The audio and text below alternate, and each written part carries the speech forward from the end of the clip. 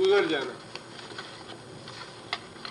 साबकत से मतलब ये है, अगर अल्लाह का कलमा पहले से गुजर न चुका होता या पहले से तय न हो चुका होता, यानी अल्लाह ताला के यहाँ तकदीर में या लौह महफूज में एक बात पहले से लिखी जा चुकी है, और वो बात ये है कि हमने फलां कौम को, फलां फर्द को इतनी देर के लिए मोहलत देनी है कि वो क्या करता है, और उसके बाद फिर अल्लाह ताला की पकड़ का फैसला होता है। उस बात की तरफ इशारा है कि अगर अल्लाह ताला के यहाँ ये बात लिखी ना जा चुकी होती पहले से, अल्लाह की तरफ से ये मामला पहले से तय न किया गया होता कि फलां कौम को हमने 1000 साल देना है, 50 साल देने हैं या 500 साल देने हैं, मोहलत अमल इतनी है उसकी, अगर ये बात पहले से तय न की जा चुकी होती, लकाना लिज़ामन, लकाना लाम ताकीद का है, अलबत्ता ताकीद, काना लिज़ामन, काना हो जाती, लिज़ामन लाजिम, क्या लाजिम हो जाती है?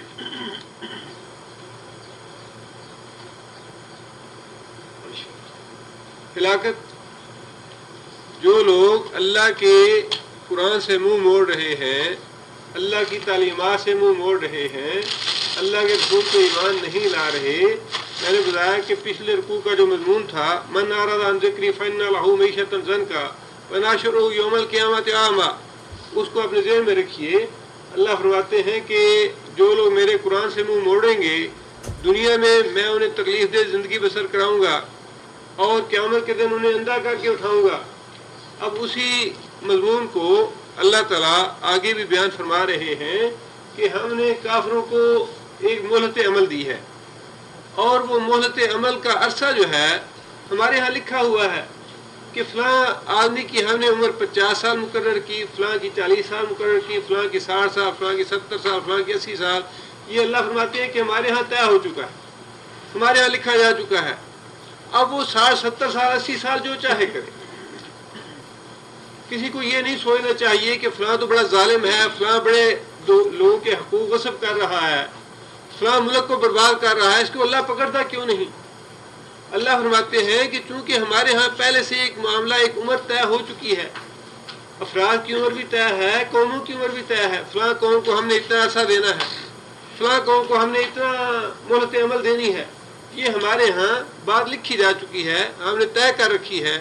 लिहाजा अगर ये तय ना होती तो अल्लाह फरमाते हैं लकाना लिज़ामन, इन लोगों के एराज की वजह से, अल्लाह के रसूल पे ईमान न लाने की वजह से, कुरान से मुंह मोड़ने की वजह से, लकाना लिज़ामन, इनकी हलाकत लाजिम हो जाती, इनकी हलाकत यकीनी होती अगर ये वो मामला पहले से तय ना होता।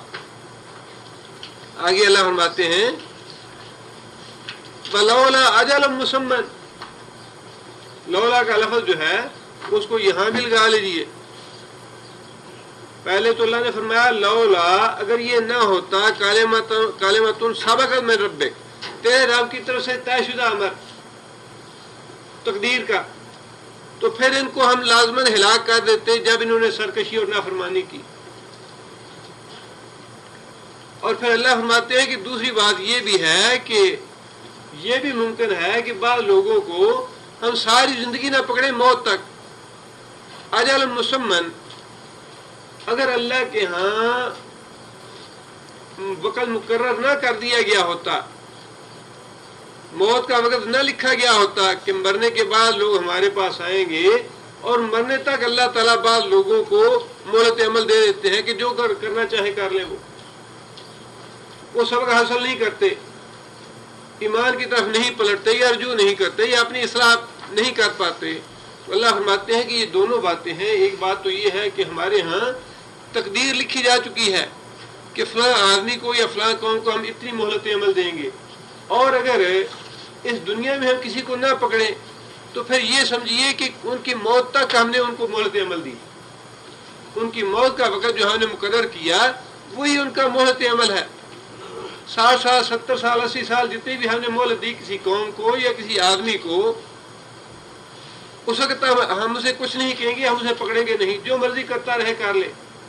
लेकिन अल्लाह ने फरमाया कि हमने चूंकि तकदीर मुकर्रर की है, लिहाजा वो वक्त जो तकदीर में लिखा गया है पूरा होने के बाद या तो हम उसकी ज़िंदगी में ही उसे पकड़ लेते हैं, उसको सजा दे डालते हैं, और अगर उसकी ज़िंदगी में न पकड़े उसे तो फिर ये समझ लीजिए कि उसका जो मोहलत अमल है वो अजल मुसम्मा है, उसकी मौत का वक़्त जो है वो वहाँ तक उसकी मोहलत अमल है। जब वो क़यामत को हमारे पास आएगा तो वो अपने गुनाहों की सज़ा भुगत लेंगे, अपनी नाफरमानी और सरकशी की सज़ा जो है क़यामत के दिन उसे मिल जाएगी। ये खिताब जो है वैसे तो उस वक्त रसूलुल्लाह सल्लल्लाहु अलैहि वसल्लम के साथ मद्दे मुकाबिल जो थे वो नाफरमान और सरकश कुरैश मक्का ही थे, कुफार मक्का थे या यहूद थे या ईसाई थे मदीना के। लेकिन हुक्म तो अब भी वही है कि जो आदमी अल्लाह ताला के कुरान से इराज करेगा, अल्लाह और अल्लाह के रसूल पे ईमान नहीं लाएगा, अल्लाह की लिखी हुई मुद्दत के मुताबिक अल्लाह ताला उसको छुट्टी देंगे। अल्लाह ताला उसे बात पुष्ट नहीं करेंगे, उसे गिरफ्त नहीं करेंगे। और उस वजह से किसी को इस गलतफहमी में मुब्तला नहीं होना चाहिए कि अल्लाह ताला पकड़ क्यों नहीं रहा है इसको, अल्लाह ताला ने इतनी ढील दे दी है इसको। जब वक्त आ जाएगा तो अल्लाह फरमाते हैं कि हम उसकी गिरफ्त करेंगे, उससे बात पुष्ट करेंगे। अगर ये ना लिखा गया होता लकाना लिज़ामन, तो अल्लाह के रसूल पे ईमान ना लाने वाले, कुरान पे ईमान ना लाने वालों की हिलाकत लाजिम हो जाती। लकाना लिज़ामन, लाजिम होती हिलाकत उन लोगों की जो इराद कर रहे हैं अल्लाह के रसूल से और अल्लाह के कुरान से। आगे अल्लाह फरमाते हैं फस्बिर अला मा यक़ूलून।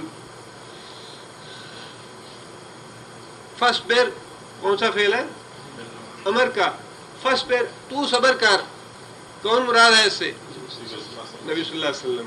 अब ये देखिए कि नबी सल्लल्लाहु अलैहि वसल्लम को भी अल्लाह ताला ये बात इरशाद फरमा रहे हैं कि आप भी सब्र कीजिए इनकी मोहलत अमल पर। इंसान है ना, इंसान ये ख्याल तो आता है कि भाई ये इतने सरकश हैं, और ये सहाबा को भी आता था। नबी सल्लल्लाहु अलैहि वसल्लम बैतुल्लाह शरीफ के साए में इस्तराहत फरमा रहे थे। हज़रत खब्बाब बिन अर्त रज़ियल्लाहु तआला अन्हु हाज़िर हुए और आके नबी सल्लल्लाहु अलैहि वसल्लम से गुजारिश की कि या रसूलल्लाह,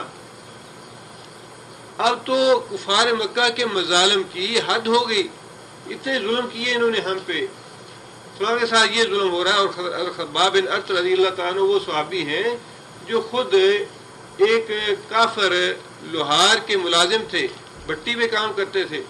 और इन्हीं हज़रत खब्बाब बिन अर्त का वाक़या है रज़ियल्लाहु तआला अन्हु का कि उसने कोयले निकाल के भट्टी के ऊपर लिटा दिया हज़रत खब्बाब को, और हज़रत खब्बाब कहते हैं कि मेरी जिस्म की चर्बी ने निकल के कोयलों को बुझाया, उस जालिम को मेरे पे तरस नहीं आया। यानी इनका अपना ये आलम था मजालिम बर्दाश्त करने का। तो आगे नबी सल्लल्लाहु अलैहि वसल्लम से दरख्वास्त की कि या रसूलल्लाह, आप अल्लाह से दुआ कीजिए कि अल्लाह ताला इन जालिमों से हमें निजात दिलाए, इतने जुल्म कर रहे हैं ये लोग हम पे। नबी सल्लल्लाहु अलैहि वसल्लम ने फरमाया कि तुमसे पहले जो लोग थे उन पे ज्यादा जुल्म हुए, किसी को आरे से चीर दिया गया, किसी को जिंदा दफन कर दिया गया, किसी को जलावतन किया गया, किसी को किसी तरीके से मारा गया, उन पे ज्यादा जुल्म सितम हुए तुम्हारे मुकाबले में। और फरमाया कि इन मजालिम से हम भी गुजरेंगे, हत्ता कि जो कुछ मैं लेके आया हूं अल्लाह का दीन, या तो वो गालिब हो जाए या फिर मैं इसी मुसीबतों में या आज़माइशों से होता हुआ हिलाक हो गया। और फरमाया कि एक वक्त ऐसा आएगा कि जब एक औरत यमन से लेकर मक्का का सफर करेगी तने तनहा, और उसके पास सोने का थाल होगा और इतना अमन और सुकून होगा इस दीन के गालिब होने की वजह से कि कोई आदमी उसकी तरफ निगाह नहीं उठाएगा। अब ये एक इंसानी फितरत है कि इंसान तकलीफों को, मुसीबतों को देख के तो انسان سوچتا ہے کہ یار اللہ کی پکڑ کیوں نہیں آتی ان پہ، ان کا ظلم اتنا طویل ہو گیا اور ان کی قتل و غارت اور مسلمانوں کے ساتھ سلوک ایسا ہو گیا کہ اللہ انہیں کیوں نہیں پکڑتا۔ اللہ تعالیٰ اس بات پہ صحابہ کو بھی اور نبی صلی اللہ علیہ وسلم کو بھی یہ بات ارشاد فرما رہے ہیں فاصبر، کہ یہ میری حکمت ہے، اس میں میری مصلحت ہے، میں نے ایک وقت طے کر رکھا ہے، ورنہ میں ان کو ہلاک کر ڈالتا جو کچھ یہ کر رہے ہیں، جس طرح کا ظلم و ستم یہ کر رہے ہیں مسلمانوں پہ، میں چاہوں تو فوراً ہلاک کر دوں انہیں، لیکن میرے ہاں ایک وقت لکھا ہوا ہے، میں اس وقت تک انہیں مہلت دینا چاہتا ہوں، لہٰذا آپ لوگ صبر کیجیے۔ کس بات میں صبر کیجیے؟ فرمایا علی ما یقولون، صبر کیجیے اس بات پہ جو یہ باتیں بناتے ہیں، ما یقولون جو کچھ یہ کہتے ہیں۔ اب جو ذرائع ابلاغ اس زمانے میں تھے ان کو اللہ نے فرما دیا ما یقولون۔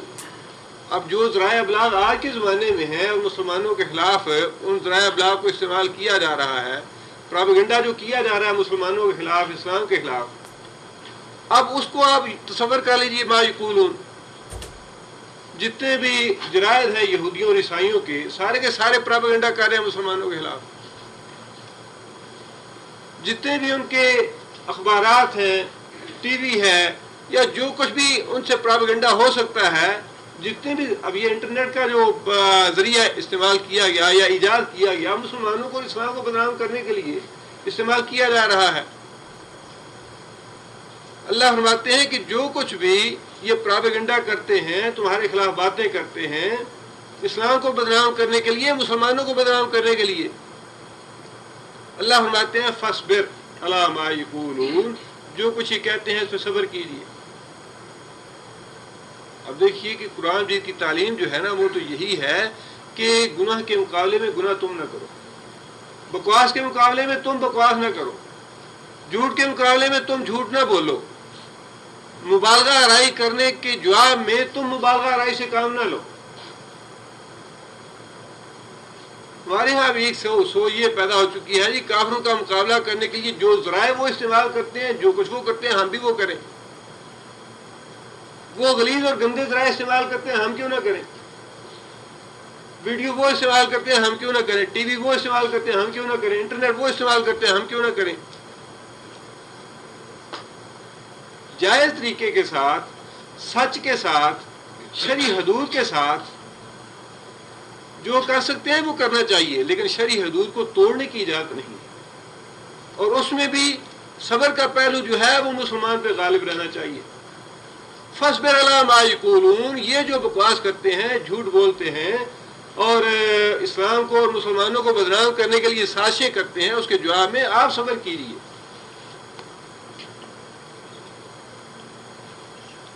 آگے اللہ فرماتے ہیں کہ صبر کرنے کے لیے کیا کرنا چاہیے، تمہیں صبر کس طرح حاصل ہو سکتا ہے، وہ طریقہ بھی اللہ تعالیٰ نے بتا دیا۔ وَسَبِّحْ بِحَمْدِ رَبِّكَ، سبح کون سا فعل ہے؟ سبح امر ہے، سبح تسبیح کیجئے۔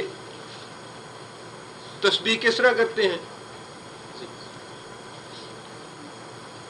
تسبیح کا مطلب ہے سبحان اللہ کہنا، تسبیح کا معنی سبحان اللہ کہنا، بحمد ربک، اپنے رب کی حمد کے ساتھ، الحمدللہ کے ساتھ، اپنے رب کی حمد کے ساتھ تسبیح کیجئے۔ قبل طلوع الشمس سے، سورج طلوع ہونے سے پہلے، وقبل غروبها، سورج غروب ہونے سے پہلے، ومن آناء اللیل، آناء اس کا واحد کیا ہے؟ انیون، انیون کا معنی لمحہ، گھڑی، وقت۔ من آناء اللیل، رات کی گھڑیوں میں، رات کے اوقات میں بھی اللہ کی حمد کے ساتھ تسبیح کیجئے۔ فسبح، اور تسبیح کیجئے، بأطراف النہار، دن کے کونوں پر، طرف کا معنی کونا، اطراف اس کی جمع ہے، نہار کا معنی دن، دن کے کونوں پہ بھی اللہ کی تسبیح کیجیے۔ کونوں سے مراد کون سے اوقات ہیں؟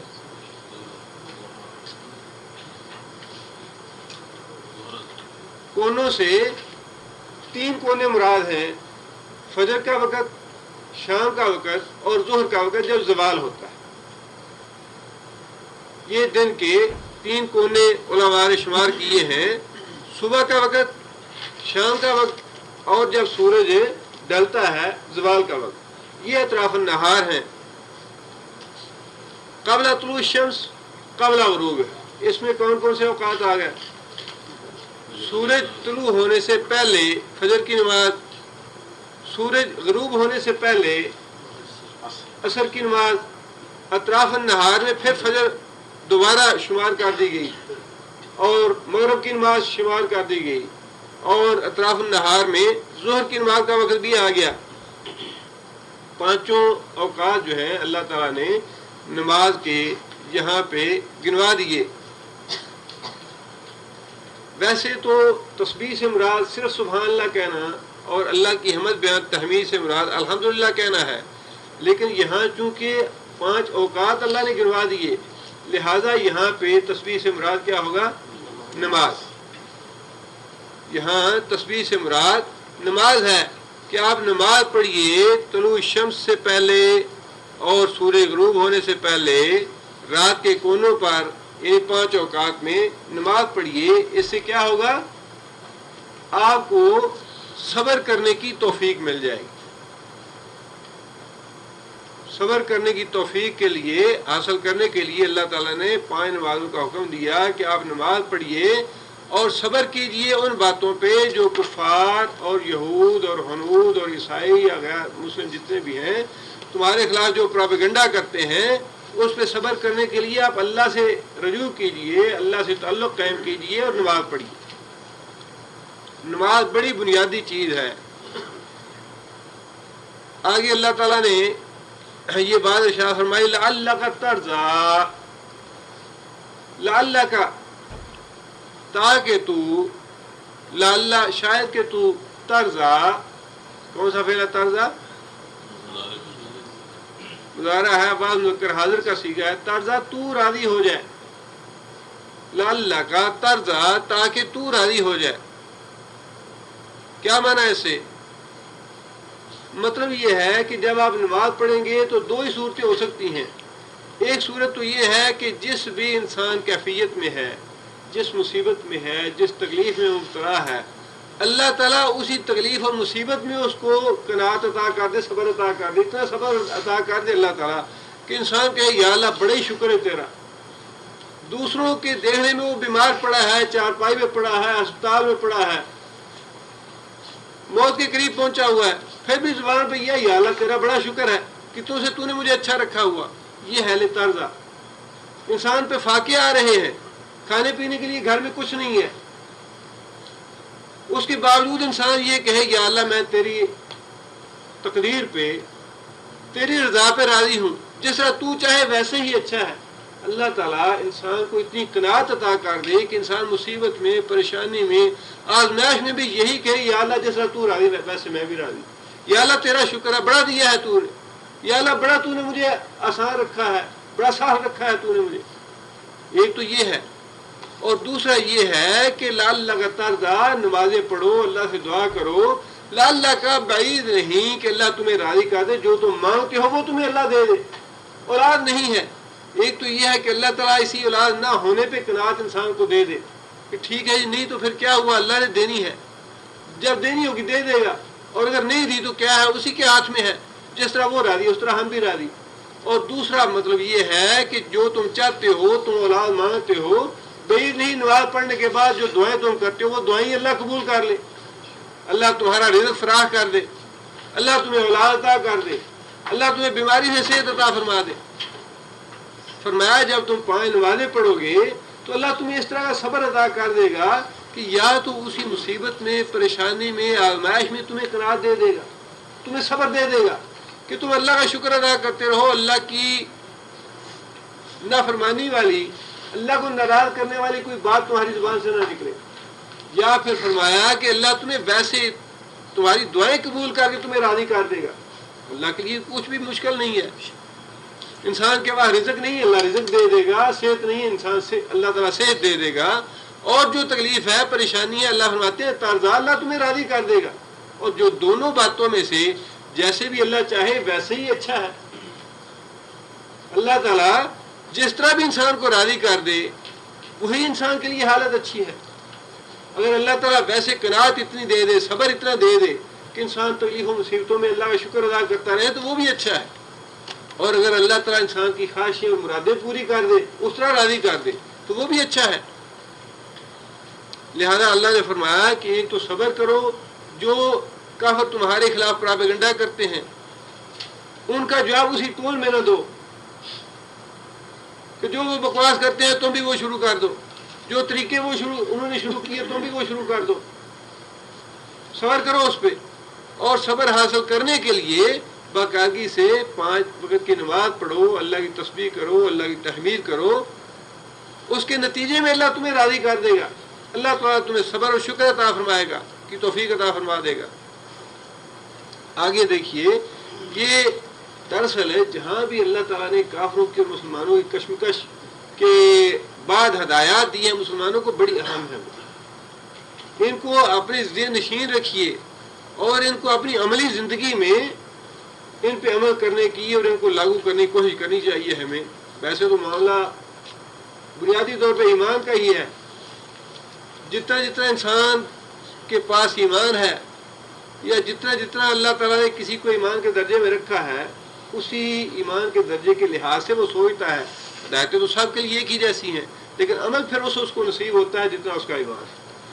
آگے اللہ تعالیٰ نے اور مسلمانوں اور کافروں کی کشمکش اور تصادم میں کیونکہ یہ چیز سامنے آتی ہے، لوگ اس انداز سے سوچتے ہیں، لہٰذا اللہ تعالیٰ نے لوگوں کی سوچ اور لوگوں کے عقائد اور لوگوں کے نظریات کی اصلاح کے لیے یہ باتیں ہمیں بار بار ارشاد فرمائی ہیں.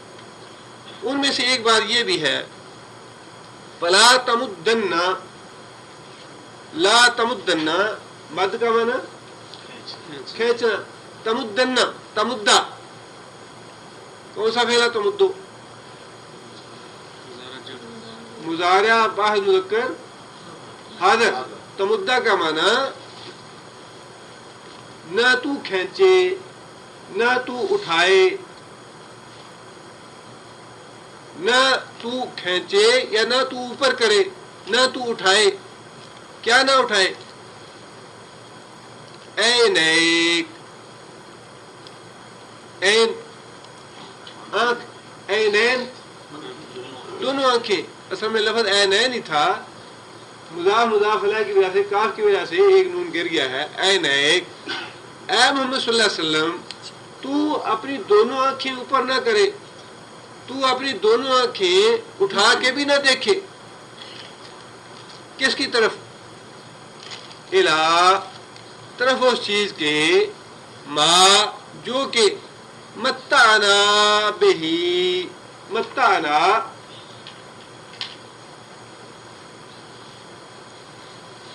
متاع کسے کہتے ہیں؟ ساز و سامان. حاج تمتع، حاج تمتع وہ ہے جس میں انسان احرام کی پابندیوں سے تھوڑی دیر کے لیے فائدہ اٹھا لیتا ہے، تھوڑی دیر کے لیے آزاد ہو جاتا ہے. متعنا کون سا فعل ہے؟ متعتو، متعنا ماضی کا فعل ہے، جب متکلم کا صیغہ ہے. متعنا ہم نے دیا، ساز و سامان. متعنا ہم نے دیا، بہی ساتھ اس کے، کس کے؟ ہی کی ضمیر ماں کی طرف. جو کچھ، جو سامان دیا ہم نے، تمہاری آنکھ نہ اٹھے اس چیز کی طرف جو ہم نے دی. ازواجم منہم، ازواج کا معنی جوڑے. تو ہم اس کو اس لیے کہتے ہیں کہ زوج مرد اور عورت کے لیے لفظ استعمال ہوتا ہے. مد مقابل یا ایک جیسی چیز خواہ وہ اس سے مختلف ہو لیکن مقابل کی جو چیز ہو اس کو زوج کہتے ہیں، خواہ وہ اس جیسی ہو یا اس سے مختلف ہو. ازواج کا معنی مختلف. منہم ان میں سے، کن میں سے؟ ان کی ضمیر کافروں کے لیے آئی ہے جن کا اللہ تعالیٰ اوپر ذکر فرما رہے ہیں ما یقولون، جو کچھ وہ کہتے ہیں. اشارہ کافروں کی طرف ہے. ما متعنا، جو کچھ ہم نے دیا، مختلف ان میں سے مختلف کافروں کو، ان میں سے مختلف ملکوں کو کہہ لیجیے، امریکہ کو جو دیا، جاپان کو جو دیا، چین کو جو دیا، جرمنی کو جو دیا، برطانیہ کو جو دیا، مختلف ملکوں کو جو دیا ہم نے، مختلف لوگوں کو، مختلف کافروں کو، جو کچھ ہم نے مختلف کافروں کو دیا ہے ان کی طرف تمہاری آنکھ بھی نہ اٹھے. لا تمدن، ان کی طرف تمہاری آنکھ بھی نہ اٹھے. زہرۃ الحیات الدنیا، زہرہ، زہرہ کا معنی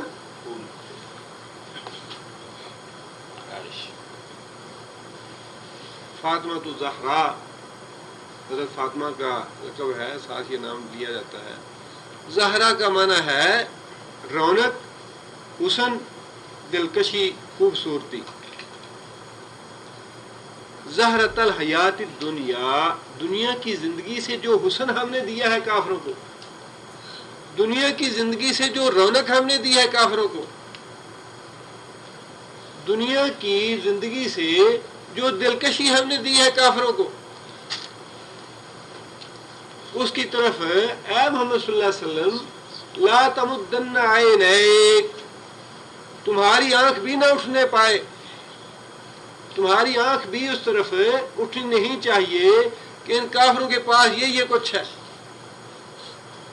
اور آگے اللہ تعالیٰ نے یہ بات بھی ارشاد فرما دی لنفتنہم فیہ، لے تاکہ نفتنا،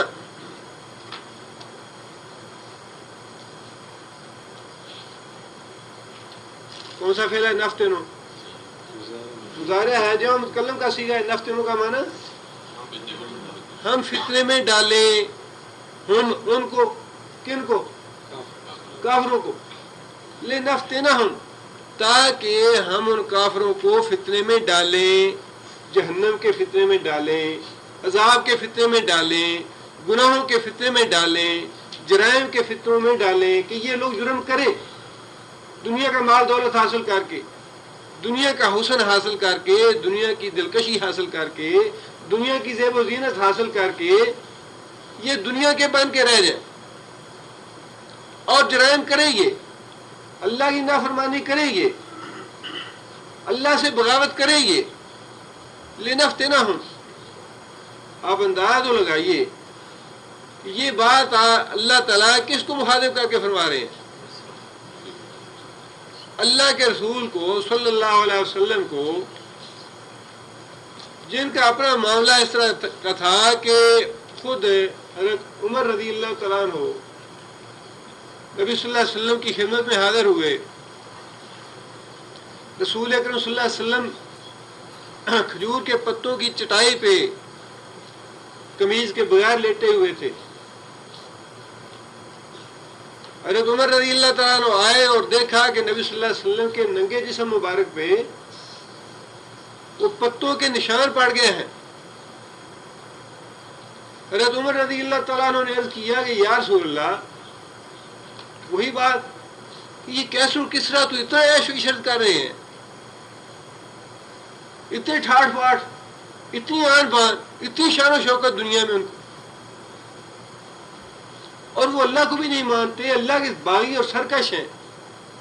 آپ اللہ کے رسول اور آپ کا یہ حال ہے، ان کا یہ حال ہے. آخر انسان ہے. حضرت عمر جیسا آدمی جو ہے اس کے دماغ میں بھی یہ سوچ آ ہی گئی کہ یا رسول اللہ، آپ اللہ سے دعا کیوں نہیں کرتے کہ اللہ تعالیٰ ہمیں بھی وہ دے جو کافروں کو دیا ہے، کیسر و کسرا کو دیا ہے، ہمیں بھی وہ دے۔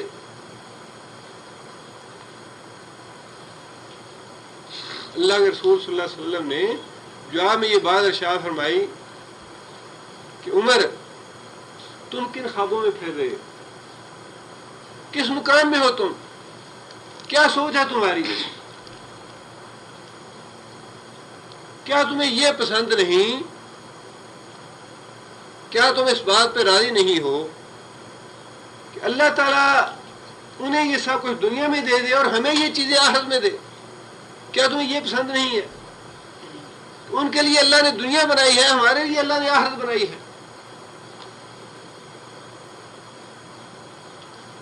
وہ اللہ کے رسول جن کا اپنی ذاتی زندگی اس طرح کی تھی، جن کا اپنا عمل اس طرح کا تھا، انہیں اللہ تعالیٰ مخاطب کر کے ارشاد فرما رہے ہیں کہ کہیں ایسا نہ ہو دل میں یہ گمان آ جائے کہ کافر تو سپر پاور بنے ہوئے ہیں۔ اللہ یہ ساری اللہ کی حکمت سے کام ہو رہا ہے نا۔ اگر امریکہ سپر پاور بنا ہوا ہے تو اللہ کی حکمت ہے، اس میں اللہ نے بنایا ہے، وہ کافر خود تو نہیں بنے۔ ہمیں یہ سمجھنا چاہیے، جدوجہد سے انکار نہیں ہے کہ ان کے کافروں کے مقابلے کے لیے جدوجہد کرنی چاہیے، لیکن یہ بات سمجھنی چاہیے کہ ہمارا ہتھیار کیا ہے۔ ہمارا ہتھیار جو ہے وہ ٹیکنالوجی نہیں ہے یا ان کے مقابلے میں اتنی اثر سازی نہیں ہے۔ ہمارا ہتھیار تو وہ ہے جو اللہ تعالیٰ ہمیں بتا رہے ہیں کہ تم صبر کرو، صبر کے لیے 5 نمازیں پڑھو۔ اب اس طرف تو کوئی جاتا نہیں ہے۔ جتنے بھی اوپر ہیں سارے مسلمانوں کے ہیں یا جو بھی ہیں، اپنا بھی حال دیکھ لیجئے۔ ویسے تو دوسروں کو ذرا بات کرنی آسان ہوتی ہے کہ بھائی یہ مسلمان ہیں، حاکم ہیں، سب کچھ ہے، کیوں نہیں مقابلہ کرتے؟ کیوں؟ آپ اپنا دیکھ لیجئے کہ ہم اپنے ایمان کے کتنے معاملے میں ہیں، اپنی روزمرہ کی زندگی جو ہے اللہ پہ کتنا توکل کرتے ہیں، ہم کتنا اللہ پہ بھروسہ کرتے ہیں۔ ہم حضرت عائشہ رضی اللہ تعالیٰ فرماتی ہیں کہ رسول اکرم صلی اللہ علیہ وسلم پہ 2 دن ایسے مسلسل نہیں آئے کہ نبی صلی اللہ علیہ وسلم نے 2 دن متواتر پیٹ بھر کے جو کی روٹی کھائی ہو۔ 2 دن متواتر نبی صلی اللہ علیہ وسلم نے پیٹ بھر کے جو کی روٹی نہیں کھائی۔ اور اسی طرح حضرت عبداللہ بن مسعود رضی اللہ تعالیٰ عنہ نے بھی نبی صلی اللہ علیہ وسلم کو اسی حال میں دیکھا۔ کوئی 1 یا 2 واقعے نہیں ہیں، لیکن رسول اللہ صلی اللہ علیہ وسلم کی زندگی تو تھی ہی ایسی کہ نبی صلی اللہ علیہ وسلم نے دنیا کے ساتھ کوئی تعلق یا رابطہ رکھا ہی نہیں۔ حضرت عبداللہ بن مسعود نے دیکھا نبی صلی اللہ علیہ وسلم کو اسی طرح چٹائی میں سوئے ہوئے، تو حضرت عبداللہ بن مسعود نے یہ بات کہی کہ یا رسول اللہ، آپ نے ہمیں کیوں نہ کہا کہ ہم آپ کے لیے اچھا سا بستر بنا دیتے، چٹائی کی بجائے آپ بستر پہ اس طرح فرماتے۔ نبی صلی اللہ علیہ وسلم نے فرمایا کہ عبداللہ بن مسعود، میرا دنیا سے کیا تعلق؟ میرا معاملہ تو دنیا کے ساتھ ایسا ہے جیسا ایک مسافر سفر کرنے والا سفر کر رہا ہو اور سستانے کے لیے تھوڑی دیر کو درخت کے نیچے بیٹھ جائے، اور درخت کے نیچے بیٹھنے کے بعد انسان پھر اپنے سفر پہ چل دے۔ درخت کا سایہ جو ہے وہ دنیا ہے۔ اس دنیا میں تو انسان سستانے کے لیے تھوڑی دیر بیٹھا ہے۔ میرا معاملہ تو ایسے ہی ہے کہ چلتے چلتے سستانے کے لیے تھوڑی دیر بیٹھ گیا ہوں، سستانے کے بعد پھر اپنے سفر پہ چل دینا ہے۔ اب یہ نبی صلی اللہ علیہ وسلم نے مثالیں جو ہیں یہ ہمیں اسی لیے دی ہیں کہ ہم تھوڑا عقل سے کام لیں۔ اتنی بات تو ہماری سمجھ میں آتی ہے کہ یہاں سے انڈیا جانا ہو یا پاکستان جانا ہو، سفر کرنا ہو، تو لاہور کے ایئرپورٹ پہ جائے کوئی بھی یہاں کوئی بیوقوف ایسا نہیں کہ پوچھنا شروع کر دے بھائی یہاں پلاٹ کتنے بہت بکتے ہیں، میں پلاٹ لینا چاہتا ہوں یہاں۔ تو سفر پہ آئے ہو، ایئرپورٹ پہ آ کے اترے ہو، گھر جاؤ آپ۔ وہاں پہ کون بزنس کی باتیں کرے گا یا کون پوچھے گا بھائی پلاٹ کا یا فلیٹ کا ریٹ کیا ہے، میں خریدنا چاہتا ہوں، یہاں ایئرپورٹ میں اترا ہوں اور یہاں میں کوئی بزنس کروں یا یہاں پہ میں دکان کھولوں گی۔ دنیا کے معاملے میں تو ہمیں یہ سمجھ میں آتی ہے کہ کوئی بھی مسافر ایسا نہیں کرتا۔ لیکن دین کے معاملے میں ہمیں یہ سمجھ نہیں آتی کہ یہ بھی ایک سفر ہی ہے. یہاں پہ پکے مکان بنانے کی ضرورت ہی کیا ہے؟ اتنے لمبے چوڑے پلان اور اتنے لمبے چوڑے بزنس کرنے کی ضرورت کیا ہے؟ دنیا کے بارے میں ہمیں سمجھ آتی ہے، لیکن دین کے معاملے میں شیطان ہمیں دھوکے میں ڈال دیتا ہے. جنگ حنین کے موقع پہ کتنا کافروں کا مال غنیمت حاصل ہوا. 24,000 اونٹ اور 40,000 بکریاں اور 1.5 لاکھ کے قریب دینار اور درہم تھے جو مال غنیمت کے طور پہ حاصل ہوئے. اور رسول اکرم صلی اللہ علیہ وسلم نے مال غنیمت کو اس طرح تقسیم فرمایا، اس طرح نبی صلی اللہ علیہ وسلم نے مال غنیمت تقسیم کیا. ابو سفیان آئے، کہنے لگے یا رسول اللہ، فتح مکہ پہ ہی تو مسلمان ہوئے تھے وہ، اور ساتھ ہی جنگ حنین شروع ہو گئی.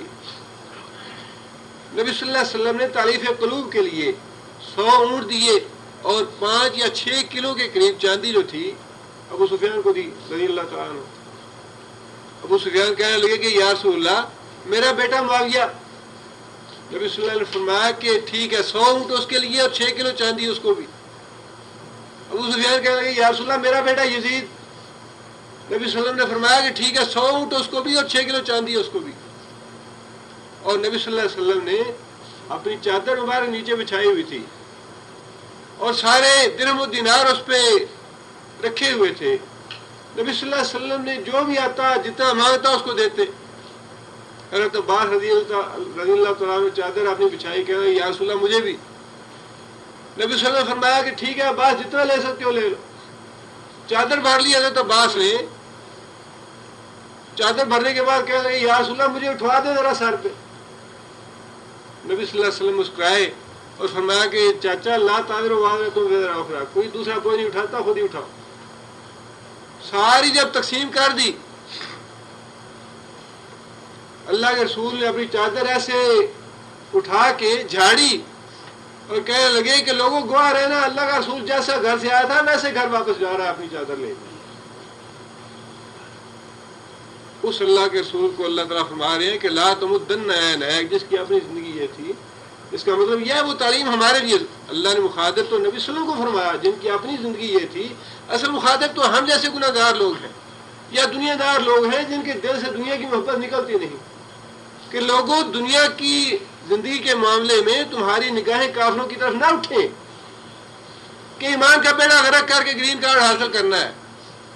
اولاد کا بیڑا جو ہے وہ غرق کر لیا، اس کی عاقبت برباد کر لی، اور اس کے مقابلے میں کافروں میں جا کے رہنے کے لیے لے لیا گرین کارڈ یا اقامہ وغیرہ. لا تمدن عینیک، تمہاری آنکھ بھی نہیں اٹھنی چاہیے الی ما متعنا، جو ہم نے دیا ان کو. اور ساتھ فرما دیا کہ ہم نے دیا کیوں، لنفتنہم، تاکہ ہم ان کو آزمائیں، ان کو فتنے میں ڈالیں کہ ہاں تم اسی دنیا میں ہی جذب رہو، تم اسی دنیا میں ہی کوئی کمانے میں لگے رہو، اس دنیا کو ہی تم اپنی ساری زندگی سمجھو، اپنا مال و متاع جو کچھ بھی ہے اسی دنیا کو سمجھو، اور مرو اس حال میں کہ جیسے ہی جان نکلے فوراً ہی جہنم میں چلے جاؤ، اور عبدالوار تک جہنم میں رہو. آخر اللہ تعالیٰ کی یہ ساری باتیں بتانے کے بعد، پڑھنے کے بعد، سننے کے بعد ہماری عملی زندگی میں کوئی بھی فرق نہ آئے، ہماری سوچ میں، ہمارے عقیدے میں، ہمارے عمل میں کوئی بھی فرق نہ پڑے، تو کیا فائدہ پھر اس ایمان کا؟ ایمان تو وہی تھا جو صحابہ کا تھا، جنہوں نے پھر واقعی اس قرآن کو پڑھا، اس کو سمجھا، اور پھر واقعی اس پہ عمل کرنے کا حق ادا کیا. ہماری بات وہی کی وہی ہوتی ہے، قرآن پڑھ بھی لیا، سمجھتے بھی ہیں، سوچتے بھی ہیں، سب کچھ ہے.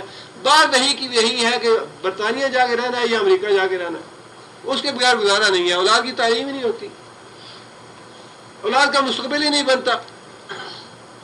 بات ہماری وہی کی وہی ہے جہاں پہ تھی. اللہ تعالیٰ کی بات پڑھ بھی لی، سوچ بھی لیا، ایمان کا دعویٰ بھی کر لیا، نمازیں بھی پڑھ لی، سب کچھ، اس کے باوجود بات ہماری وہی کی وہی ہے، جانا کافروں کے ہاں رہ کے، کافروں میں جا کے رہنا. دین کی اور کفر کی اس کشمکش میں یہ تو مراحل آتے ہیں جن مراحل کا اللہ نے بار بار تذکرہ فرما کے لوگوں کے ذہن صاف کرنے کی کوشش کی ہے کہ لوگوں یہ اس دھوکے میں نہ مبتلا ہو جائے. کل کو عذاب ہی کیوں نہ آ جائے سارے امریکہ پہ جس طرح انڈیا بھی آیا ہے. وہ عذاب جو ہے اور ایسے ہوا کیوں نہیں. قارون کی مثال اللہ نے دی ہے اسی قرآن مجید میں. قارون جو ہے وہ بڑے ٹھاڑ باڑ کے ساتھ اپنی ساری دولت لے کے نکلا لوگوں کے سامنے. اللہ فرماتے ہیں کہ جو دنیا دار تھے انہوں نے کہنا شروع کر دیا واہ بھائی واہ کیا بات ہے, ایسا تو مال ہمیں بھی دیتا اللہ, ایسا مال تو ہمارے بھی پاس ہوتا. اور اللہ فرماتے ہیں کہ جو دیندار لوگ تھے جنہیں اللہ تعالیٰ نے فہم اور شعور عطا فرمایا تھا انہوں نے اسے کہا کہ ٹھیک ہے بھائی تمہارے پاس دنیا ہے تم خود بھی استعمال کرو لیکن اللہ کا بھی حق ادا کرو, اس سے اللہ کو نہ بھولو, اپنا حصہ بھی لو اس سے لیکن اللہ کو بھی نہ بھولو. اس نے یہ بات کہی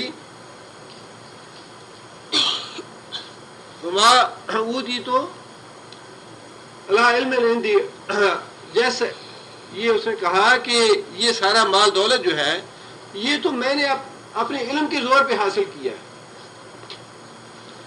اپنی محنت سے حاصل کیا ہے, اپنی لیاقت سے, اپنی ذہانت سے, اپنی فطانت سے بزنس کر کے حاصل کیا ہے. اللہ فرماتے ہیں کہ ہم نے اس کے اس تکبر کی وجہ سے, اس غرور کی وجہ سے قارون کو اس کے خزانوں سمیت زمین میں دسا دیا. اور جب لوگوں نے دیکھا اگلے دن کہ یہ تو اپنے تکبر اور غرور کی وجہ سے مال دولت سمیت زمین میں دس گیا ہے تو لوگوں نے توبہ کرنی شروع کر دی کہ یا اللہ ہمیں تو ایسا مال نہیں چاہیے, اچھا ہمیں ایسا مال نہیں ملا. لیکن مسئلہ تو یہ ہے کہ دسنے سے پہلے انسان ایمان لائے. درستے ہوئے دیکھ کے عذاب آ کے دیکھنے کے بعد ایمان لانا جو ہے وہ تو کوئی ایمان لانا نہیں. ایمان تو یہ ہے کہ اللہ انسان ان آیتوں کو پڑھ کے یقین کر لے کہ ہاں واقعی کافروں کی جو ٹھاٹ باٹ ہے, شان و شوکت ہے, آن بان ہے, اس کی طرف ہمیں آنکھیں اٹھا کے نہیں دیکھنی. یہ تو کافر ذلیل تین مخلوق ہے دنیا میں. اللہ کے نزدیک حقیر ترین مخلوق جو ہے وہ کافر ہے. ایک مومن جو ہے خواہ وہ کتنا ہی مسکین اور محتاج بے بس اور بے سہارا کیوں نہ ہو, اللہ کے نزدیک وہ بہت ہی زیادہ قیمتی ہے. اللہ کے نزدیک تو وہ کعبے سے زیادہ قیمتی ہے. ایک مومن کا خون بہانا جو ہے کعبے کو گرانے سے زیادہ اللہ کو ناگوار ہے. اتنا قیمتی ہے مومن کا خون.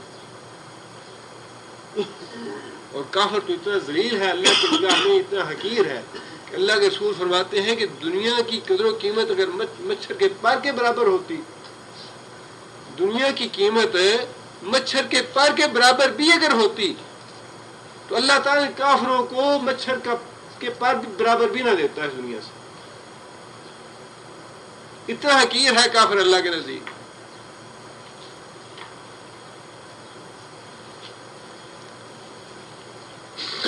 آگے اللہ فرماتے ہیں کہ رزق رب کا خیر و ابقا,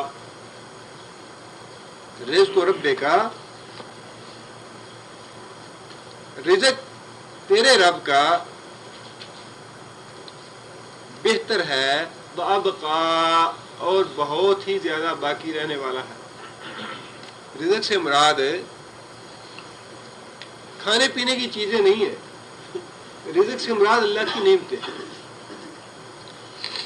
جو اللہ کی نعمتیں ہیں دنیا میں اور آخرت میں,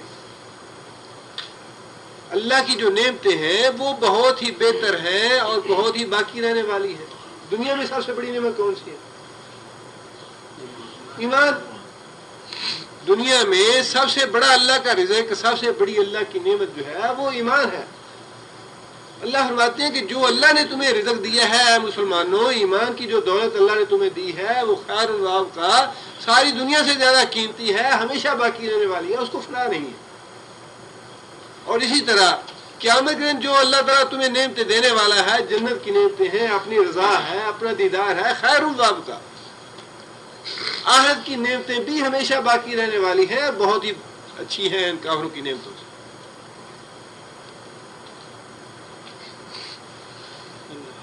آگے اللہ فرماتے ہیں کہ وَأْمُرْ أَهْلَكَ بِالصَّلَاةِ. وَأْمُرْ کون سا فعل ہے؟ امر ہے. حکم دے اہلکا اپنے اہل و عیال کو بالصلاۃ نماز کے. اللہ تعالیٰ نے پہلے بھی نماز کا ذکر فرمایا کہ 5 نمازیں تمہارے اوپر فرض کی، درمیان میں ایک فقرہ کہہ کے پھر فرمایا کہ اہل و عیال کو بھی نماز کا حکم دو. کیا مطلب یہ کہ ایسے نہ ہو کہ آپ تو نمازیں پڑھ کے کافروں سے تم بے نیاز ہو جاؤ، جی ٹھیک ہے جو کچھ کافروں کے پاس ہمیں اس کی ضرورت نہیں ہے، ہم اس کی طرف اٹھا کے نہیں دیکھتے. اور بال بچے جو ہیں وہ ہمیشہ ان کی نظر ہی آنکھوں کافروں کی طرف ہو. بال بچوں کے دلوں سے کفر جو ہے یا کافروں کی محبت یا کافروں کی کو مخاطب کیا کہ تیری نگاہ نہ اٹھے. اور اس کے بعد فرمایا کہ پہلے نماز کا حکم دیا، فرمایا کہ تیری نگاہ نہ اٹھے کافروں کی شان بان کی طرف. اور اس کے بعد پھر فرمایا کہ تم اپنی اہل و عیال کو بھی نماز کا حکم دو تاکہ ان کی نگاہ بھی نہ اٹھے. اپنے اہل و عیال کو بھی اس فتنے سے بچاؤ. وَأْمُرْ حکم دو اہلک بالصلاۃ اپنے اہل و عیال کو نماز کا. اہل و عیال میں انسان کی بیوی اور اس کے بچے ہیں، اور اگر اس کے علاوہ بھی کوئی ایسا ڈیپینڈنٹ ہو جو اس کے پاس رہتا ہے، مثال کے طور پہ نوکر ہے، غلام ہے، مزارع ہیں، یا کوئی اور ہے ایسا آدمی جو اس پہ ڈیپینڈ کر رہا ہے، تو وہ سارے اس کے اہل و عیال میں ہیں. حدیث میں آتا ہے کہ یہ جب آیت نازل ہوئی تو نبی اکرم صلی اللہ علیہ وسلم روزانہ فجر کی نماز سے پہلے جا کے حضرت علی کو جگایا کرتے کہ علی چلو نماز کے لیے، حضرت علی اور حضرت فاطمہ کو، یعنی وہ اہل و عیال میں شامل ہیں. اس سے آپ انداز لگا لیجیے کہ اہل و عیال جو ہے وہ کون کون مراد ہے. اس سے فرمایا کہ اپنے اہل و عیال کو بھی نماز کا حکم دو. ترغیب نہیں ہے، نماز کا حکم دو. اور اس کے بارے میں نبی صلی اللہ علیہ وسلم نے یہ بات شاہ فرمائی کہ 7 سال کا بچہ ہو جائے تو اس کو نماز کے لیے کہو. 10 سال کا ہو کے نماز نہ پڑھے تو اسے مارو. اور اگر ایسے معاہرے میں جا کے رہنا ہے جہاں بچے کو اگر ڈانٹ بھی پلائی جائے تو پولیس کو ٹیلی فون کرے کہ بابا مجھے ڈانٹ رہا ہے یا مار رہا ہے تو آگے پکڑ کے لے جاؤ، جیل میں دے دو اسے. یہ اللہ کے رسول کی بغاوت ہے یا دنیا سے محبت ہے؟ دونوں میں سے ایک چیز ہی ہے نا. یا تو اللہ کے رسول کی بغاوت ہے، وہ تو سراسر ماحول ہی اللہ کے رسول کی بغاوت کا ہے. جو چیزیں وہاں اچھائی میں شمار ہوتی ہیں اسلام انہیں برائی میں شمار کرتا ہے. جو چیزیں اسلام میں اچھائی میں شمار ہوتی ہیں وہ ساری کی ساری وہاں بری ہے اس ماحول. امر بالمعروف اور نہی عن المنکر جو ہے دین اسلام کا ایک بنیادی ستون ہے. باپ اپنے بیٹے کو سمجھائے، شوہر اپنی بیوی کو سمجھائے، اپنے جو ارد گرد لوگ ہیں ان کو نصیحت کی جائے، استاد اپنے شاگردوں کو سمجھائے، بڑا جو ہے وہ اپنے چھوٹوں کو نصیحت کرے.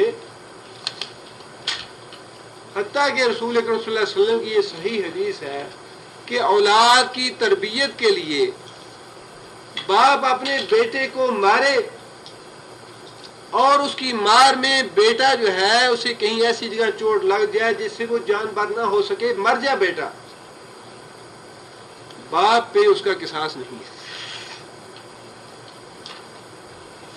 ابن ماجہ کی حدیث ہے کہ باپ اپنی اولاد کی دینی تربیت کے لیے بیٹے کو مارے اور نادانستہ طور پہ بیٹے کو ایسی چوٹ آ جائے جس سے وہ مر جائے تو باپ سے قصاص نہیں لیا جائے گا.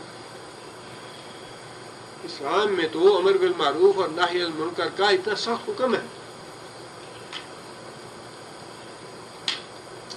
اور کہاں یہ تصور کہ باپ یا بیٹا اپنی بیٹی کو بھی نہیں کہہ سکتے کہ تم فلاں آشنا کے ساتھ کیوں نکل رہی ہو، کہاں جا رہی ہو، گھر سے کیوں جاتی ہو.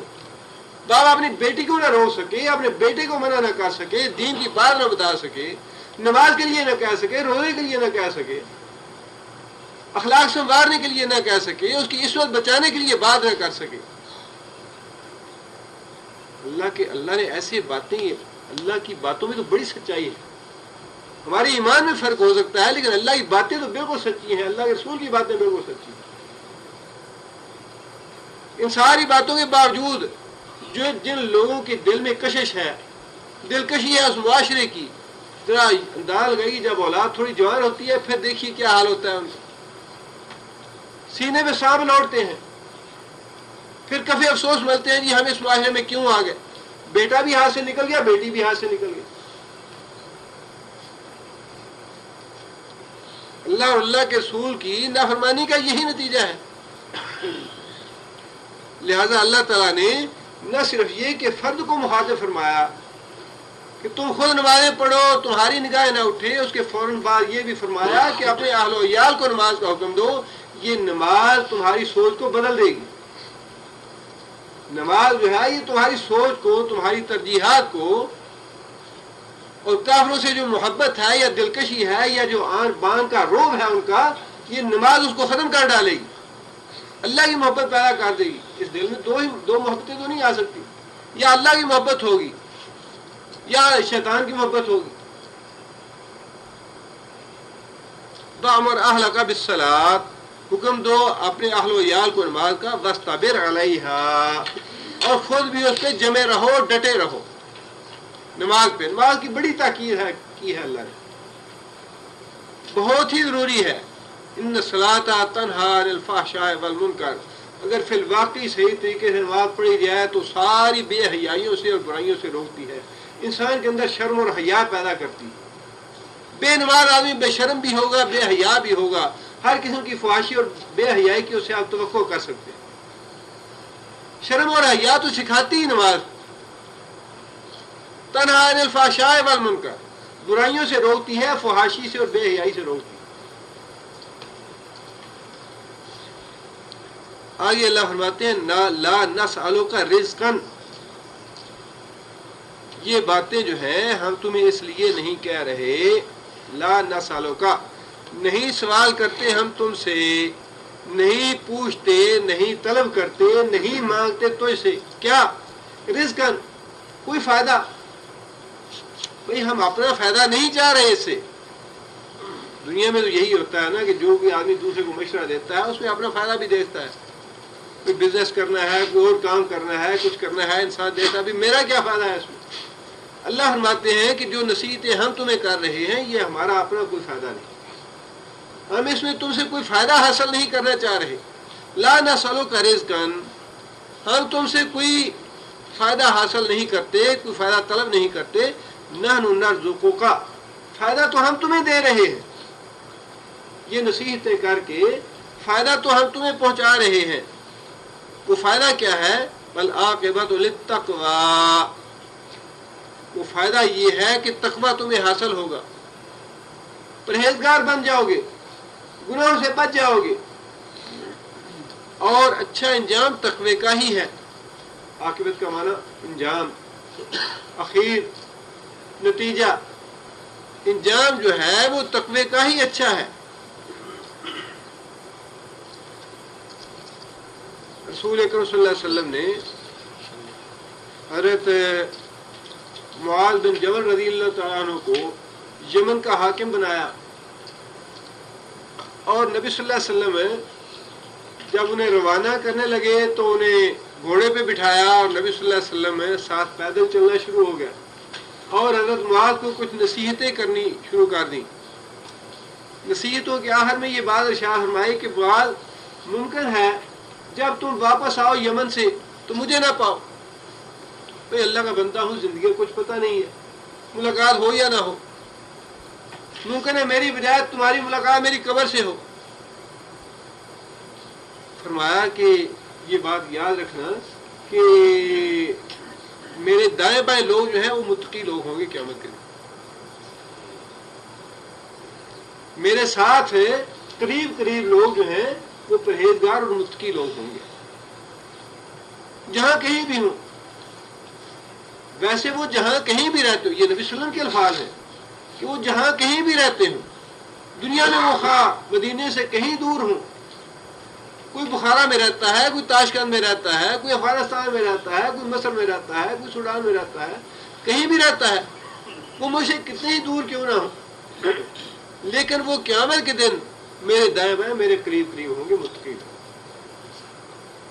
لہذا فرمایا کہ انجام جو ہے وہ تقوی کا ہی اچھا ہے، اور تقوی کے حصول کے لیے میں تمہیں یہ ساری باتیں بتا رہا ہوں کہ نماز قائم کرو، اللہ کی تسبیح کرو، اللہ کی حمد و ثنا کرو اور اس پہ پابندی کرو، اور کافروں کی جو مال و متاع ہے، ان کی شان و شوکت ہے، اس کی طرف تمہاری آنکھیں نہ اٹھیں، تم ان کے درمیان جا کے نہ رہو، ان کے لیے تمہارے دلوں میں کوئی نرم گوشہ نہ پیدا ہو.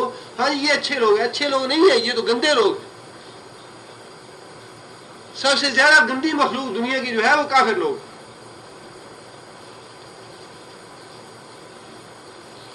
آگے اللہ فرماتے ہیں وقالو، اور یہ ساری باتیں اللہ فرماتے ہیں میں اس لیے تمہیں بتا رہا ہوں، قالو کہیں قیامت کے دن تم یہ نہ کہو لولا یاتینا بآیۃ من ربہ،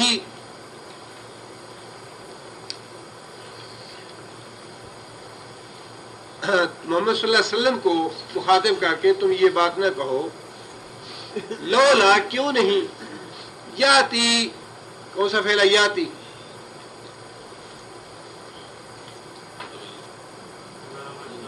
مظاہرہ ہے، واحد مذکر غائب کا صیغہ ہے. یاتی وہ لاتا، کیوں نہیں لاتا وہ نہ ہمارے پاس بآیت، ہاں جی کہا کافروں کے لیے، کافروں نے کہا کافر کہ اے محمد صلی اللہ علیہ وسلم، محمد صلی اللہ علیہ وسلم کو حاضر کر کے کیوں نہیں لاتا ہمارے پاس وہ آیت نشانی من رب ہی، اپنے رب کی طرف سے. اگر محمد صلی اللہ علیہ وسلم باقی اللہ کے نبی ہیں تو وہ اپنے رب کی طرف سے ہمارے پاس کوئی نشانی کیوں نہیں لے کے آتے؟ اللہ تعالیٰ نے اس کا جواب یہ دیا اولم تاتہم، استفہام کا ہے کیا، اوا لم نہیں، تاتے کون سا فعل ہے؟ تاتے مضارع ہے، واحد مؤنث غائب کا صیغہ ہے. تاتے آئی ہم ان کے پاس، کافروں کے پاس، بینتن، بینہ کیا ہے؟ فاعل ہے، مؤنث کا صیغہ ہے، بیان کرنے والی، کھولنے والی، واضح کرنے والی. کیا نہیں آئی بینہ، ویسے اس کا اصطلاحی معنی نشانی ہے یا دلیل ہے، لیکن اس کا لغوی معنی بیان کرنے والی، کھولنے والی، واضح کرنے والی. اولم تاتہم، کیا نہیں آئی ان کے پاس، بینہ بیان کرنے والی. کیا مراد اس سے بیان کرنے والی؟ کتاب قرآن مجید. کیا ان لوگوں کے پاس قرآن مجید نہیں آیا؟ ما فی الصحف الاولی، وہ چیز لے کے جو پہلے صحیفوں میں تھی، یعنی وہ تعلیمات لے کے کیا قرآن ان کے پاس نہیں آیا جو تعلیمات صحیفوں میں تھیں، جنہیں یہ مانتے ہیں، جن پہ یہ خود بھی ایمان رکھتے ہیں. تورات ہے، زبور ہے، انجیل ہے، جتنی بھی ہیں کتابیں پہلے سے آئی ہوئی، ان ساری کتابوں پہ یہ ایمان رکھتے ہیں. کیا ان ساری تعلیمات کو لے کے یہ قرآن مجید ان کے پاس نہیں آیا؟ اللہ فرماتے ہیں یہی آیت ہے اللہ کی، یہی نشانی ہے اللہ کی، یہی معجزہ ہے اللہ کا کہ اس میں ساری وہ تعلیمات موجود ہیں جو پہلے صحیفوں میں موجود تھیں.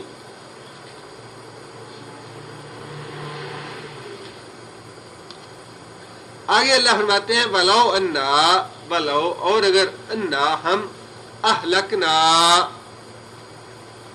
اہلکنا کون سا فعل ہے؟ مضارع ہے، جمع متکلم کا صیغہ ہے. اہلکنا ہم ہلاک کر دیں، ماضی کا جمع متکلم کا صیغہ اہلکنا ہم ہلاک کر دیں ہم ان کو، اور اگر ہم ہلاک کر دیتے ان کو بے عذاب، کسی بھی عذاب سے، من قبل ہی، اس سے پہلے. کس سے پہلے؟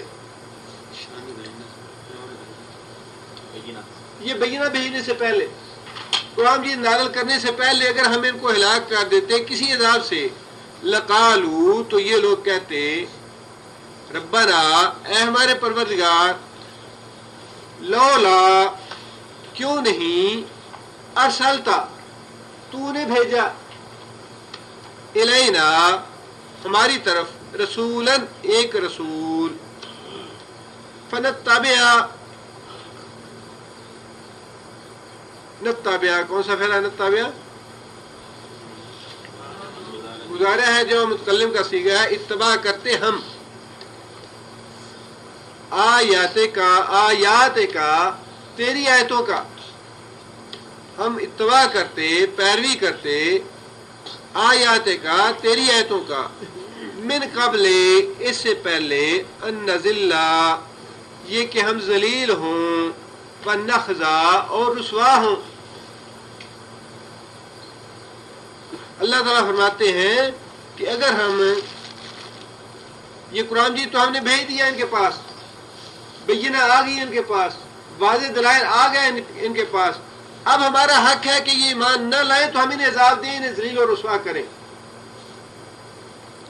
اگر یہ قرآن نہ آیا ہوتا تو پھر یہ ضرور بات کہتے لولا ارسلت الینا رسولا کہ یا اللہ تو نے ہماری طرف رسول کیوں نہیں بھیجا فنتبع آیاتک اور ہم تیری آیتوں کی اتباع کرتے پیروی کرتے اور تیرے عذاب سے بچ جاتے من قبل ان نذل ونخزا اس سے پہلے کہ ہم ذلیل اور رسوا ہوتے.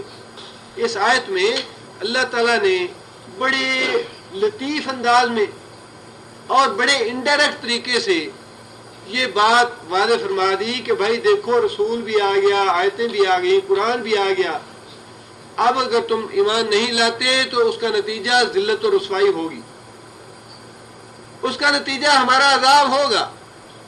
اگر یہ نہ آئے ہوتے پھر تو تم یہ کہتے اوہو جی اللہ نے ہماری طرف رسول ہی نہیں بھیجا رسول بھیجتا تو ہم ایمان بھی لے آتے رسول آتا تو آیتیں بھی ہوتی اللہ کی ان آیتوں پہ ہم عمل کرتے ان کی اتباع کرتے ان کی پیروی کرتے اللہ کے عذاب سے اللہ کی ذلت اور رسوائی سے ہم بچ جاتے. تب تو یہ کہہ سکتے تھے کہ اللہ فرماتے ہیں کہ اب تو رسول بھی آ گیا ان کے پاس اور وہ کتاب جس میں پہلے صحیفوں کی تعلیمات موجود ہیں پہلے صحیفوں کی بتائی ہوئی پیش گوئیاں ساری کی ساری سچ ثابت ہو گئی ہیں وہ کتاب آ گئی ان کے پاس اب ان پہ حجت قائم ہو گئی اب انہیں عذاب بھی آئے گا اور یہ ذلیل اور رسوا بھی ہوں گے اگر یہ ایمان نہیں لاتے اللہ پہ اور اس کی بھیجی ہوئی کتاب پہ. یہاں یہ بات بھی ہمیں ذہن میں رکھنی چاہیے کہ اللہ کے عذاب سے بچنے کے لیے اللہ نے دو ہی چیزوں کا ذکر کیا ہے کسی تیسری چیز کا ذکر نہیں کیا. اللہ کا رسول اور اللہ کی آیتیں ان دو چیزوں کا اللہ نے ذکر کیا ہے کہ عذاب سے بچنے کے لیے یہ دو چیزیں کافی ہیں اللہ کا رسول اور اللہ کی بھیجی ہوئی آیتیں. تیسری چیز اللہ نے کوئی نہیں بتائی. لہذا اتباع کے لیے اور کامیابی کے لیے کتاب و سنت کے بعد کوئی تیسری چیز اللہ نے نہیں بتائی لہذا ہے بھی نہیں. اللہ کا قرآن اور رسول اللہ صلی اللہ علیہ وسلم کی سنت یہ دو چیزیں جو ہیں اللہ نے بتائی کہ یہ دو چیزیں انسان کو اللہ کی پکڑ سے اللہ کے عذاب سے بچانے والی ہیں انسان کو ذلت اور رسوائی قیامت کے دن کی ذلت اور رسوائی سے بچانے والی ہیں. دین کے معاملے میں ان دو چیزوں کے علاوہ انسان کسی تیسری چیز کی اتباع کا مکلف نہیں ہے.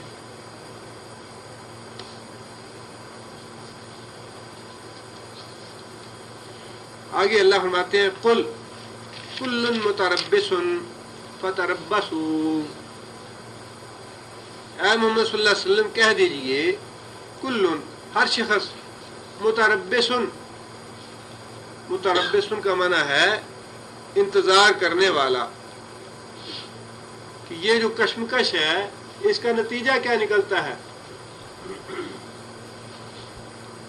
اس تصادم کا اس کشمکش کا نتیجہ کیا نکلتا ہے ہارتا کون ہے جیتا کون ہے اچھا انجام کس کا ہوتا ہے برا انجام کس کا ہوتا ہے. دیکھیے نا ہر آدمی جو اس دنیا میں ہے وہ بیکار تو وقت ضائع نہیں کر رہا کسی نہ کسی کام میں کسی نہ کسی جد و جہد میں لگا ہوا ہے. اب یہ الگ بات ہے کسی کی جد و جہد اور کسی کا مشغلہ یا کسی کا کام جو ہے وہ کسی نوع کا ہے، کسی کی جد و جہد اور کسی کی مصروفیت کسی اور نوع کی ہے۔ اب اس کفر اور اسلام کے تصادم میں دونوں فریق جو ہیں وہ اس بات کے منتظر ہیں کہ بھئی دیکھیے کہ ہارتا کون ہے، جیتتا کون ہے۔ اللہ فرماتے ہیں کہ آپ ان سے کہہ دیجئے کل متربص، ہر گروہ انتظار کر رہا ہے، فتربصوا، تم بھی انتظار کرو، جو تم عذاب کے لیے جلدی مچاتے ہو کہ عذاب آتا کیوں نہیں ہے۔ اللہ رسول فرماتے ہیں یا اللہ تعالیٰ فرماتے ہیں کہ انہیں کہو کہ ذرا انتظار کرو، فَسَتَعْلَمُونَ، ان قریب تمہیں علم ہو جائے گا، ان قریب تمہیں پتہ چل جائے گا، من اصحاب الصراط السوی، من کون ہے اصحاب الصراط،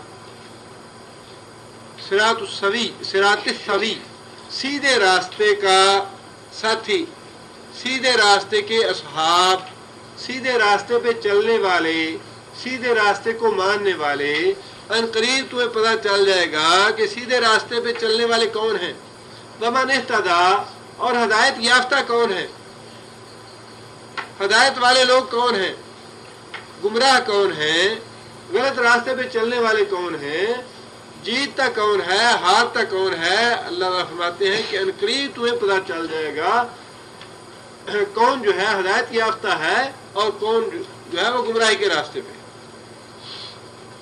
اس آیت میں، اس رکوع میں، بلکہ یہ دو آخری رکوع ہیں، اللہ تعالیٰ نے سارے پچھلی فرعون کا اور موسیٰ علیہ السلام کا طویل قصہ بیان کیا سورہ میں، اور پھر اس کے بعد آدم علیہ السلام کا اور شیطان کا واقعہ بھی بیان فرمایا، اور اس کو پھر بڑے اچھے انداز میں اس کا خلاصہ اللہ نے بیان فرما دیا، اس کو وائنڈ اپ کر دیا، اور کافروں کے سامنے صحیح تصویر رکھ دی کہ تم سے پہلے جو گزرے ہوئے لوگ تھے ان کے ساتھ یہ واقعہ پیش آ چکا، اب اگر تم بھی ایمان نہیں لاتے، اعراض کرتے ہو قرآن سے، تو اس کا یہ نتیجہ نکلنے والا ہے۔ اور اگر تمہیں اس بارے میں کچھ شک ہے تو پھر کچھ مہلت تو اللہ نے دی ہے، اللہ کی تقدیر میں کچھ وقت لکھا ہوا ہے، فتربصوا، انتظار کرو، ہم بھی انتظار کرتے ہیں۔ انتظار کے بعد تمہیں بھی پتہ چل جائے گا، ہمیں بھی پتہ چل جائے گا کہ راہ راست پہ کون ہے، گمراہ کون ہے۔ بڑا اچھا نقشہ اللہ تعالیٰ نے آج کل کے حالات کا اس میں ہمارے سامنے رکھا ہے۔ اب یہ ہمارے اپنے اپنے ایمان اور اپنے اپنے عمل کی توفیق کی بات ہے کہ ہم کتنا اس پہ عمل کر سکتے ہیں، کتنا ایسے سبق حاصل کرتے ہیں۔ سبحان ربک رب العزت عما یصفون وسلام علی المرسلین والحمد للہ۔